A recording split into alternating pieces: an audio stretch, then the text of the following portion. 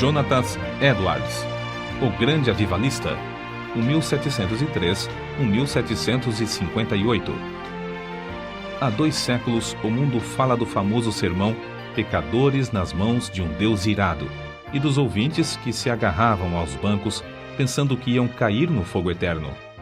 Esse fato foi apenas um dos muitos que aconteceram nas reuniões em que o Espírito Santo desvendava os olhos dos presentes para contemplarem as glórias do céu e a realidade do castigo, que está bem perto dos que se encontram afastados de Deus.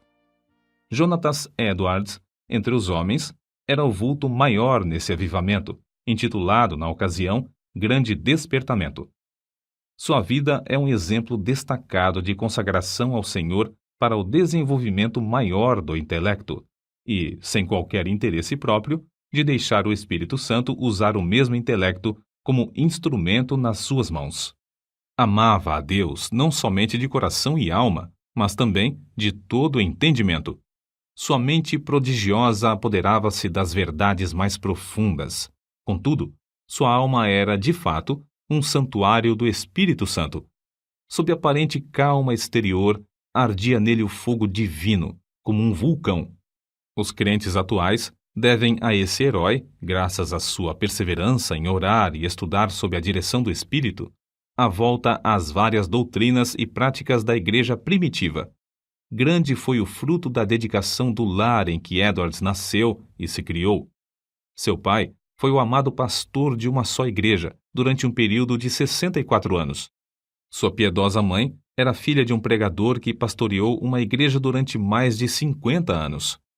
Das 10 irmãs de Jonatas, 4 eram mais velhas do que ele e 6 mais novas. Muitas foram as orações que os pais ofereceram a Deus para que o único e amado filho fosse cheio do Espírito Santo e que se tornasse grande perante o Senhor. Não somente oravam assim, fervorosa e constantemente, mas mostravam-se igualmente zelosos em criá-lo para Deus. As orações, à volta da lareira, os estimularam a se esforçarem, e seus esforços redobrados os motivaram a orar mais fervorosamente. O ensino religioso e permanente resultou em Jonatas conhecer intimamente a Deus, quando ainda criança. Quando Jonatas tinha 7 ou 8 anos, houve um despertamento na igreja de seu pai, e o menino acostumou-se a orar sozinho, 5 vezes, todos os dias, e a chamar outros da sua idade para orarem com ele. Citamos aqui as suas palavras sobre esse assunto. A primeira experiência de que me lembro de sentir no íntimo a delícia de Deus e das coisas divinas foi ao ler as palavras de 1 Timóteo, capítulo 1, versículo 7. Ora, ao Rei dos séculos, imortal e invisível, ao único Deus, seja honra e glória para todo sempre. Amém. Sentia a presença de Deus até arder o coração e abrasar a alma de tal maneira que não sei descrevê-la. Gostava de passar o tempo olhando para a lua e, de dia, contemplar as nuvens e os céus. Passava muito tempo observando a glória de Deus, revelada na natureza, e cantando as minhas contemplações do Criador e Redentor. Antes, me sentia demasiado assombrado ao ver os relâmpagos e ouvir o troar do trovão. Porém, mais tarde, eu me regozijava ao ouvir a majestosa e terrível voz de Deus na trovoada. Antes de completar 13 anos, iniciou seu curso em Yale College, onde, no 2º ano, leu atentamente Ensaio sobre o Entendimento Humano, a famosa obra de Locke. Vê-se, nas suas próprias palavras acerca dessa obra, o grande desenvolvimento intelectual do moço. Achei mais gozo nisso do que o mais ávido avarento em ajuntar grandes quantidades de ouro e prata de tesouros recém-adquiridos. Edwards, antes de completar 17 anos, diplomou-se no Yale College, com as maiores honras.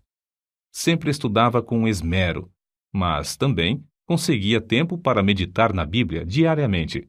Depois de diplomar-se, continuou seus estudos em Yale durante 2 anos e foi então separado para o ministério.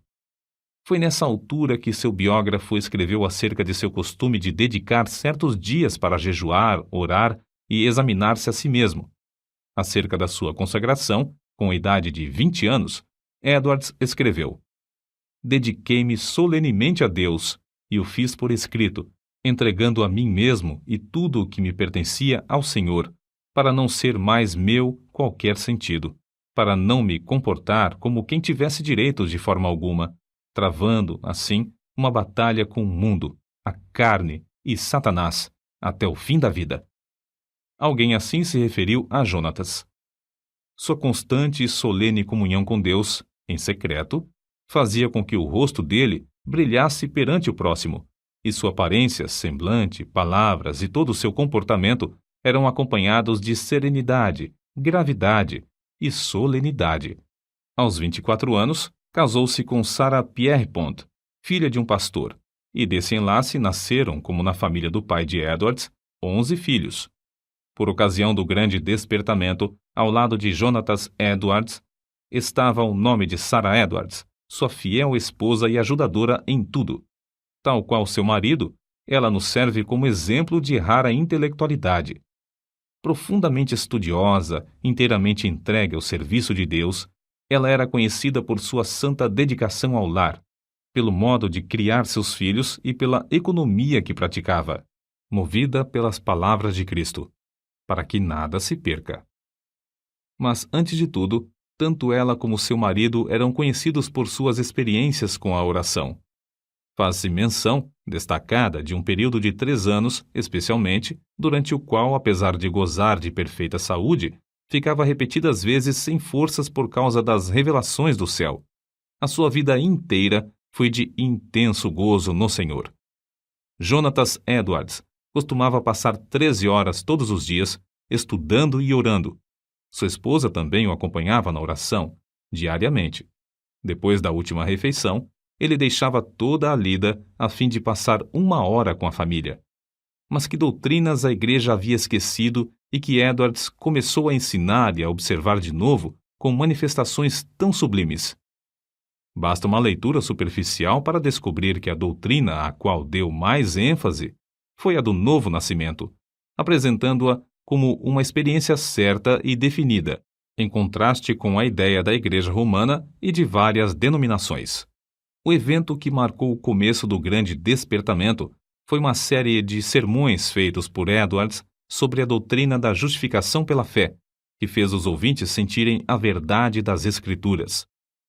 O foco de seus sermões era de que toda a boca ficará fechada no dia do juízo, e que não há coisa alguma que, por um momento, evite que o pecador caia no inferno, senão o bel prazer de Deus. É impossível avaliar o grau do poder de Deus derramado para despertar milhares de almas para a salvação, sem primeiro nos lembrarmos das condições das igrejas da Nova Inglaterra e do mundo inteiro nessa época. Quem até hoje não se admira do heroísmo dos puritanos que colonizaram as florestas da Nova Inglaterra? Passara, porém, essa glória e a igreja, indiferente e cheia de pecado, encontrava-se face ao maior desastre. Parecia que Deus não queria abençoar a obra dos puritanos, obra que existiu unicamente para a sua glória. Por isso, no mesmo grau em que havia coragem e ardor entre os pioneiros, houve entre os filhos perplexidade e confusão. Se não pudessem alcançar de novo a espiritualidade, só lhes restava esperar o juízo dos céus. O famoso sermão de Edwards, Pecadores nas mãos de um Deus irado, merece menção especial. O povo, ao entrar para o culto, mostrava um espírito leviano e mesmo de desrespeito diante dos 5 pregadores que estavam presentes. Jonatas Edwards foi escolhido para pregar. Era homem de 2 metros de altura. Seu rosto tinha aspecto quase feminino e o corpo magro de jejuar e orar. Sem quaisquer gestos, encostado num braço sobre a tribuna, segurando o manuscrito na outra mão, falava com voz monótona. Discursou sobre o texto de Deuteronômio, capítulo 32, versículo 35, ao tempo em que resvalar o seu pé.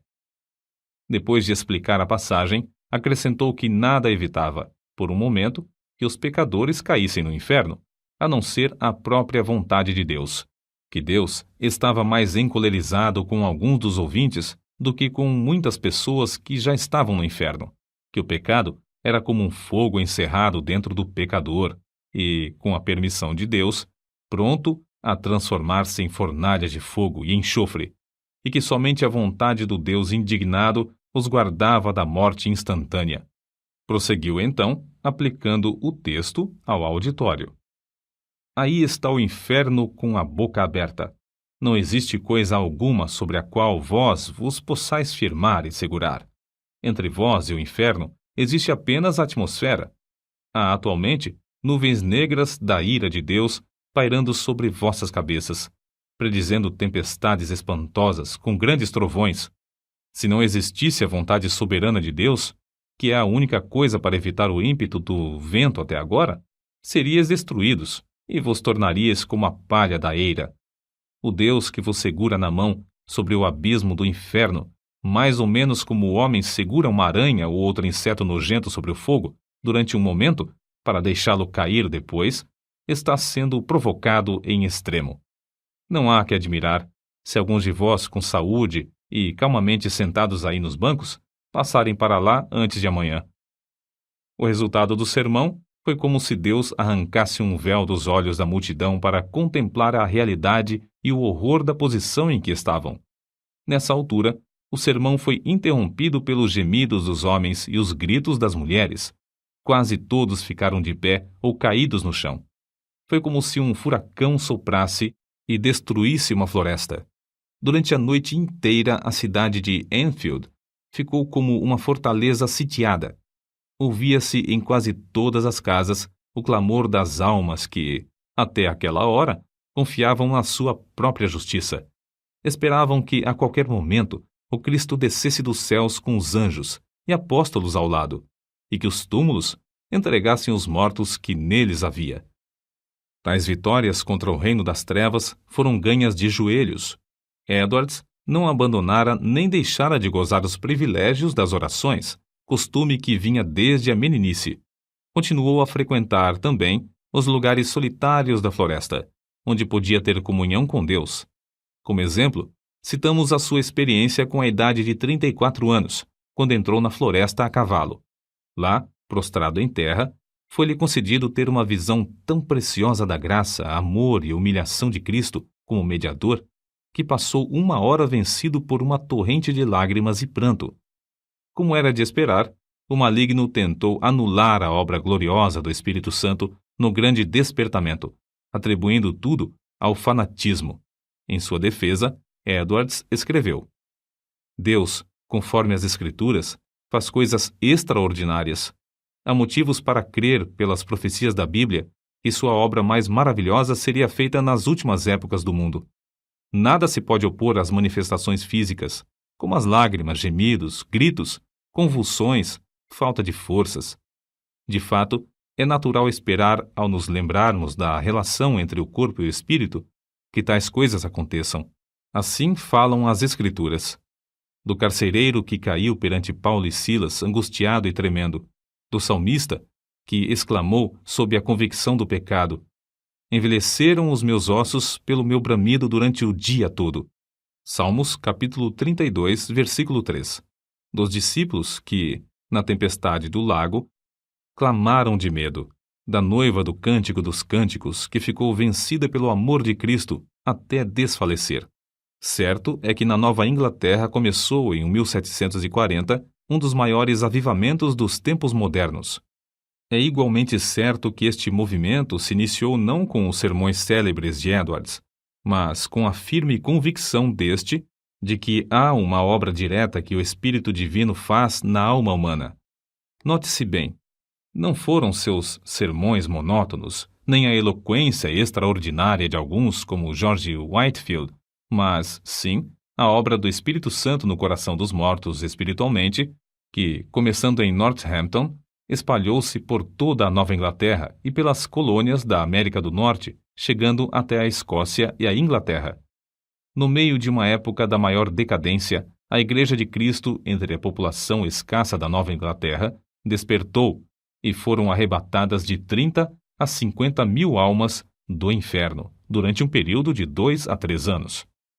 No meio das suas lutas, sem ninguém esperar, a vida de Jonathan Edwards foi tirada da terra. Apareceu a varíola em Princeton, e um hábil médico foi chamado da Filadélfia para inocular os estudantes. O nosso pregador e 2 de suas filhas foram também vacinados. Na febre que resultou, as forças de nosso herói diminuíram gradualmente até que, um mês depois, faleceu. Assim diz um de seus biógrafos. Em todo o mundo onde se falava o inglês, era considerado o maior erudito desde os dias do apóstolo Paulo ou de Agostinho. Para nós, a vida de Jonathan Edwards é uma das muitas provas de que Deus não quer que desprezemos as faculdades intelectuais que Ele nos concede, mas que as desenvolvamos, sob a direção do Espírito Santo, e que as entreguemos desinteressadamente para o seu uso.